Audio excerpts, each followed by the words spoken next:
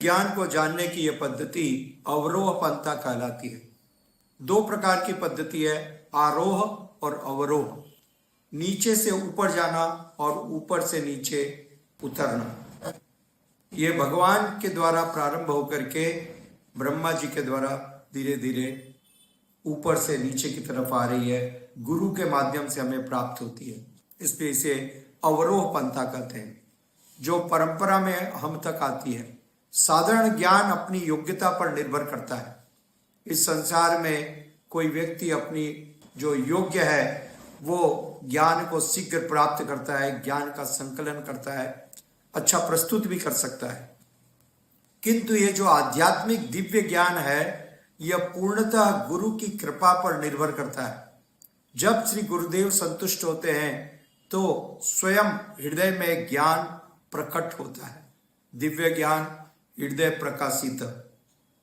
गुरु को प्रसन्न करने पर यह ज्ञान, यह कोई जादू के समान नहीं है, न ही यह कोई विद्युत की धारा है कि गुरु हमारे शरीर में प्रभावित कर देंगे, जैसा यूजुअली कुछ लोगों का कॉन्सेप्ट है, सोचना है। शिष्य विनम्र भाव से सेवा एवं समर्पण के कारण यह समझ पाता है।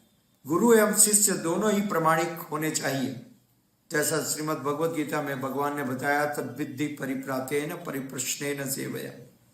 जब इस प्रकार से शिष्य विनीत भाव से गुरु की सेवा करते हैं और फिर उनसे विनम्र भाव से प्रश्न करते हैं तो गुरु कृपा करके उनके हृदय में यह ज्ञान स्थापित करते हैं। जो विश्वास से इसे सुनता है कि कृष्ण के भक्त बनने से वह अन्य किसी प्रयास की आवश्यकता नहीं है, यह वास्तविक रूप से श्रद्धा। यदि मैं कृष्ण भक्ति मैंने यदि संपन्न की है तो मेरा जीवन पूर्ण होगा और कोई प्रयास किया जाए या न किया जाए। श्रद्धा शब्दे सुदृढ़ विश्वास निश्चय कृष्ण भक्ति कोले मर सर्व कर्म कृत है।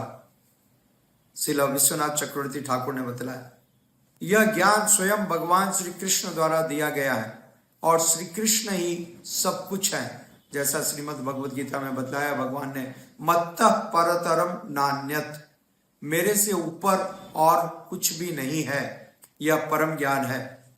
वासुदेवम सर्वमिति स महात्मा सुदुर्लभ। वो व्यक्ति जो इस सत्य का साक्षात्कार करता है कि भगवान कृष्ण ही सब कुछ है, सर्वम इति, वही महात्मा है। ऐसे महात्मा अत्यंत दुर्लभ होते हैं। जो सुखदेव गोस्वामी के प्रामाणिक प्रतिनिधि के द्वारा यह ज्ञान प्राप्त करेगा उसका उद्धार निश्चित है, इसमें किसी प्रकार का संदेह नहीं है। कुछ नकल करने वाले लोग इसका नकल करते हैं कि हमने भी सप्ताह अटेंड किया है। तो इस प्रकार से 7 दिन श्रवण कर लेने से, जिस प्रकार से परीक्षित महाराज ने किया था, कोई व्यक्ति भगवत तत्व को प्राप्त नहीं कर लेगा, यह नहीं है। इसलिए श्रीमद् भागवतम में स्वयं बताया गया, नित्यम भागवत सेवया। कृष्ण कृपा मूर्ति श्रील ऐसी भक्त वेदांत स्वामी प्रभुपाद जी ने स्पष्ट रूप से बताया, प्रतिदिन इस भागवतम का श्रवण करना चाहिए। This is the system.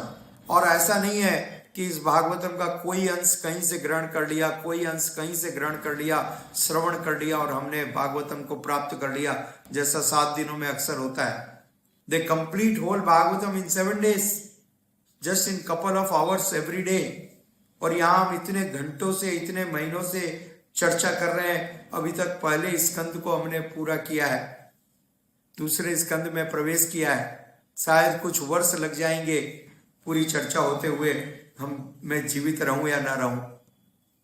तो यह है वास्तविक रूप से श्रवण, जो हमारे जीवन को पवित्र करेगा।